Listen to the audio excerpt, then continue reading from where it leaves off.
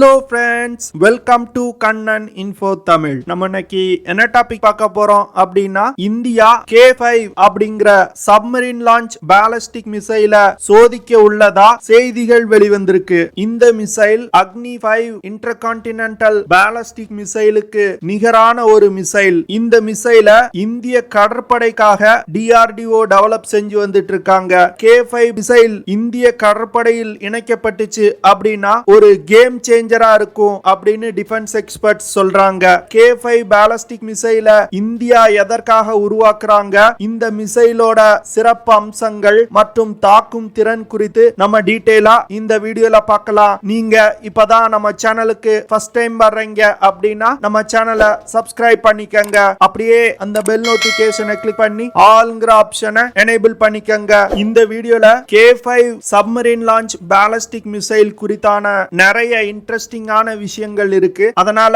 இந்த வீடியோவை ஸ்கிப் பண்ணாம கடைசி வரைக்கும் பாருங்க. ஏப்ரல் 11ஆம் தேதியிலிருந்து 14ஆம் தேதி வரை விசாகப்பட்டினம் கடற்கரையை ஒட்டியுள்ள பகுதியில DRDO ஒரு நோட்டம் இஷ்யூ பண்ணிருக்காங்க. நோட்டம் அப்படிங்கிறது நோட்டீஸ் ஃபார் ஏர்மேன் அப்படின்னு சொல்லுவாங்க. அதாவது ஏப்ரல் 11ஆம் தேதியிலிருந்து 14ஆம் தேதி வரைக்கும் DRDO குறிப்பிட்டிருக்க விசாகப்பட்டினம் கடற்பரப்புக்கு மேல் எந்த ஒரு விமானமும் பறக்க கூடாது. DRDO இஷ்யூ பண்ணிருக்க இந்த நோட்டம் K5 சப்மரீன் லான்ச் பாலிஸ்டிக் மிசைல சோதிப்பதற்காக அப்படின்னு டிஃபென்ஸ் எக்ஸ்பர்ட் சொல்றாங்க. K5 மிசைல 2015ஆவது வருடத்துல இருந்தே இந்தியா டெவலப் செஞ்சு வர்றாங்க. அக்டோபர் 2020ல DRDO இஷ்யூ பண்ண ஸ்டேட்மெண்ட்ல 2022ஆவது வருடம் K5 மிசைல்கள் சோதிக்கப்படும் அப்படின்னு குறிப்பிட்டிருந்தாங்க. இந்த K5 சப்மரீன் லான்ச் பாலிஸ்டிக் மிசைல்கள் இந்திய கடற்படையில் உள்ள அணுசக்தியால் இயங்கக்கூடிய நீர்மூழ்கி கப்பல்கள்ல பயன்படுத்துறதுக்காக டெவலப் செய்யப்பட்டு வருது. இந்தியாவிடம் INS அரிகாந்த் அப்படிங்கிற ஒரே ஒரு அணுசக்தியால் இயங்கக்கூடிய நீர்மூழ்கி கப்பல் மட்டுமே இருக்கு. ஆனா INS அரிகாட் அப்படிங்கிற இன்னொரு அணுசக்தியால் இயங்கக்கூடிய நீர்மூழ்கி கப்பல் சி ட்ரையல்ஸ் போய்கிட்டு இருக்கு. இந்த கப்பல் ஆகஸ்ட் 2022ல இந்திய கடற்படையில் இணைய உள்ளது. இது தவிர S4 மற்றும் S4 ஸ்டார் அப்படிங்கிற ரெண்டு அணுசக்தியால் இயங்கக்கூடிய நீர்மூழ்கி கப்பலை இந்தியா கட்டி வந்துட்டு இருக்காங்க. இதுல S4 ஸ்டார் நீர்மூழ்கி கப்பலோட கட்டுமான வேலைகள் முடிந்து சி ட்ரையல்ஸ் போய்கிட்டு இருக்கு. இந்த கப்பல் 2024ஆவது வருடம் இந்திய கடற்படையில் இணைய உள்ளது. S4 ஸ்டார் நீர்மூழ்கி கப்பல் 2025ஆவது வருடம் இந்திய கடற்படையில் இணைய உள்ளது. S4 மற்றும் S4 ஸ்டார் 7000 டன் எடை கொண்ட நீர்மூழ்கி கப்பல்கள். INS அரிகாந்த் மற்றும் INS அரிகாத் நீர்மூழ்கி கப்பலை விட 1000 டன் அதிகமான எடை கொண்ட நீர்மூழ்கி கப்பல்கள். INS அரிகாத் மற்றும் INS அரிகாந்த் நீர்மூழ்கி கப்பல்கள்ல 3500 கிலோமீட்டர் தாக்குதல் வரம்பு கொண்ட 8 K4 சப்மரீன் லான்ச் பாலிஸ்டிக் மிசைல்களை எடுத்து செல்ல முடியும். அப்படி இல்லனா 800 கிலோமீட்டர் தாக்குதல் வரம்பு கொண்ட 24 K15 சப்மரீன் லான்ச் பாலிஸ்டிக் மிசைல்களை எடுத்து செல்ல முடியும். இந்தியா டெவலப் செய்து வரும் S4 மற்றும் S4 ஸ்டார் நீர்மூழ்கி கப்பல்கள்ல INS அரிகாந்த் மற்றும் INS அரிகாத் நீர்மூழ்கி கப்பல்களை விட அதிகமான சப்மரீன் லான்ச் பாலிஸ்டிக் மிசைல்களை எடுத்து செல்ல முடியும். S4 மற்றும் S4 ஸ்டார் நீர்மூழ்கி கப்பல்கள்ல 3500 கிலோமீட்டர் தாக்குதல் வரம்பு கொண்ட K4 மிசைலையும் இந்தியா இப்போ புதிதாக சோதிக்க உள்ள K5 மிசைல்களையும் இணைக்க உள்ளாங்க. K5 submarine launch ballistic missile கிட்டத்தட்ட 5000 முதல் 6000 கிலோமீட்டர் தாக்குதல் வரம்பு கொண்ட மிசைல். K5 மிசைல அக்னி 5 இன்டர்கான்டினென்டல் பாலிஸ்டிக் மிசைலுக்கு நிகரான மிசைல் அப்படின்னு சொல்றாங்க. ஏன்னா அக்னி 5 மிசைல்ல பயன்படுத்தப்பட்ட பெரும்பாலான தொழில்நுட்பங்கள் இந்த மிசைல்லையும் பயன்படுத்தப்பட்டிருக்கு. குறிப்பா சொல்லணும் அப்படின்னா அக்னி 5 மிசைல்ல பயன்படுத்தப்பட்ட MIRV தொழில்நுட்பம். இந்த தொழில்நுட்பத்தின் மூலமா K5 மிசைல்ல உள்ள ஒன்றுக்கும் மேற்பட்ட வார்ஹெட்டுகளை கொண்டு ஒரே இலக்கை தாக்க முடியும். அதே போன்று இந்த மிசைல்ல உள்ள ஒன்றுக்கும் மேற்பட்ட வார்ஹெட்டுகளை கொண்டு வெவ்வேறு இலக்குகளையும் ஒரே நேரத்துல தாக்க முடியும். சில டிஃபென்ஸ் எக்ஸ்பர்ட்ஸ் என்ன சொல்றாங்க அப்படின்னா K5 submarine launch ballistic missile 8000 கிலோமீட்டருக்கும் அதிகமான தாக்குதல் வரம்பு கொண்ட மிசைலா இருக்க வாய்ப்பு இருக்கு அப்படின்னு சொல்றாங்க. இந்தியா S4 மற்றும் S4 ஸ்டார் சப்மரீன்களோட கட்டுமானத்தை கூடிய விரைவில் முடிக்க உள்ளாங்க. இதற்கு பிறகு இந்தியா S5 அப்படிங்கிற அணுசக்தியால் இயங்கக்கூடிய நீர்மூழ்கி கப்பலை கட்ட இருக்காங்க. இந்த நீர்மூழ்கி கப்பல் தான் இந்தியா உருவாக்கிய நீர்மூழ்கி கப்பல்களிலே மிக பெரிய நீர்மூழ்கி கப்பல். கிட்டத்தட்ட 13,500 டன் எடை கொண்ட நீர்மூழ்கி கப்பல். இந்த நீர்மூழ்கி கப்பல்ல பயன்படுத்துவதற்கு K6 அப்படிங்கிற இன்னொரு புதிய சப்மரீன் லான்ச் பாலிஸ்டிக் மிசைலை உருவாக்கி வர்றாங்க.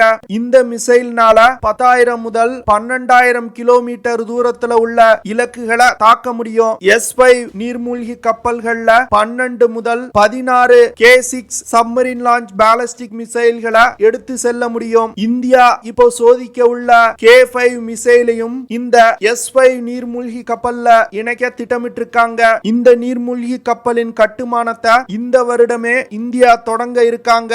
இந்தியா அதிக அளவுல அணுசக்தியால் இயங்கக்கூடிய நீர்மூழ்கி கப்பல்களை கட்ட ஆரம்பிச்சதனால இந்த கப்பல்கள்ல பயன்படுத்துவதற்கான சப்மரீன் லான்ச் பாலிஸ்டிக் மிசைல்களின் தேவை அதிகரிச்சிருக்கு. அதனால DRDO submarine launch ballistic missile ப்ராஜெக்டுகளை துரிதப்படுத்த ஆரம்பிச்சிருக்காங்க.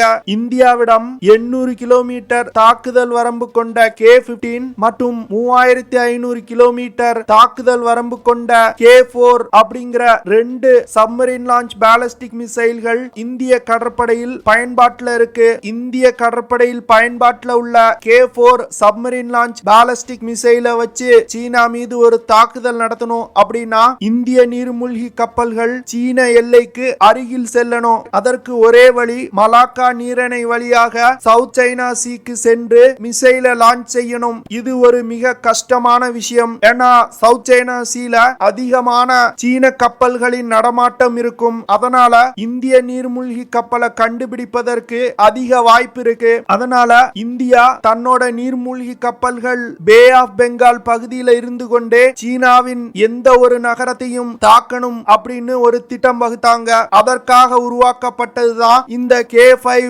Submarine launch ballistic missile. இந்த மிசைல் இந்திய கடற்படையில் இணைக்கப்பட்டுச்சு அப்படின்னா ஒரு கேம் சேஞ்சரா இருக்கும். இந்த மிசைல்னால 2,000 கிலோகிராம் எடை கொண்ட வார்ஹெட்களை சுமந்து சென்று எதிரிகள் மீது தாக்குதல் நடத்த முடியும். இந்த மிசைல்ல 3 ஸ்டேஜ் கொண்ட சாலிட் ராக்கெட் ப்ரொபல்ஷன் பயன்படுத்தப்பட்டிருக்கு. இந்த மிசைல் திட எரிபொருளை கொண்டு இயங்கக்கூடிய மிசைல். K5 மிசைல்னால 5,000 முதல் 6,000 கிலோமீட்டர் தூரத்துல உள்ள இலக்குகளை தாக்க முடியும். இந்த மிசைல்ல அக்னி 5 மிசைல்ல இருப்பது போன்று MIRV தொழில்நுட்பம் இணைக்கப்பட்டிருக்கு. இந்த மிசைல் வெற்றிகரமா உருவாக்கப்பட்டுச்சு அப்படின்னா இந்தியாவால் உருவாக்கப்பட்ட MIRV தொழில்நுட்பம் கொண்ட இரண்டாவது மிசைலா இது இருக்கும். K5 மிசைல்ல ரடார்கள்ல இருந்து தப்பிப்பதற்கான கவுண்டர் மெஷர் சிஸ்டங்கள் இணைக்கப்பட்டிருக்கு. இதன் மூலமா எந்த ஒரு ரடார்னாலையும் இந்த மிசைல்களை கண்டுபிடிக்க முடியாது. K5 மிசைல் வெற்றிகரமா சோதிக்கப்பட்டுச்சு அப்படின்னா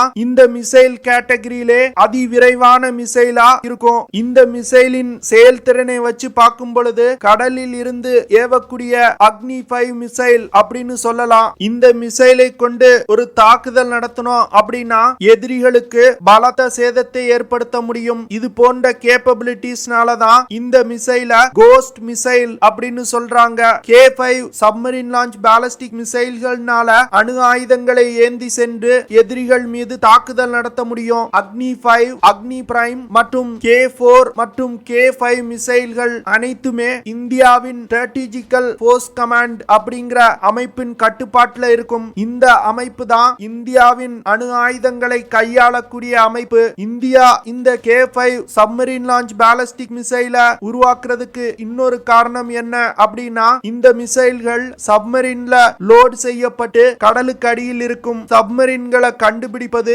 மிகவும் கடினம். அதனால எதிரிகள் எதிர்பார்க்காத நேரத்துல நம்மளால தாக்குதல் நடத்த முடியும். அக்னி 5 மிசைல் ஒரு லேண்ட் பேஸ் மிசைல். இந்த மிசைல்களை சேட்டலைட் உதவியுடன் கண்டுபிடிக்க முடியும். ஆனா இந்த சப்மரீன் லான்ச் பாலிஸ்டிக் மிசைல்கள் கடலுக்கு அடியில் இருந்து ஏவப்படுவதால் கண்டுபிடிப்பது மிக கடினம். இந்தியாவால் உருவாக்கப்பட்டு வரும் INS அரிகாட், S4 மற்றும் S4 ஸ்டார் போன்ற நீர்மூழ்கி கப்பல்கள் உள்நாட்டிலே வடிவமைக்கப்பட்டு தயாரிக்கப்பட்ட நீர்மூழ்கி கப்பல்கள். இந்த நீர்மூழ்கி கப்பல்கள்ல பயன்படுத்தப்படும் ரியாக்டர்ல இருந்து அனைத்துமே இந்திய விஞ்ஞானிகளால் உருவாக்கப்பட்ட செய்யப்பட்டது. அணுசக்தி நீர்மூழ்கி கப்பலின் தொழில்நுட்பத்தை முன்பு பல நாடுகள் இந்தியாவிற்கு கொடுக்க மறுத்துட்டாங்க. ஆனா இந்திய விஞ்ஞானிகளின் பல வருட முயற்சிக்கு பிறகு 2016வது வருடம் இந்தியாவின் முதல் அணுசக்தியால் இயங்கக்கூடிய INS அரிகாந்த் நீர்மூழ்கி கப்பல் கமிஷன் செய்யப்பட்டது. இதன் மூலம்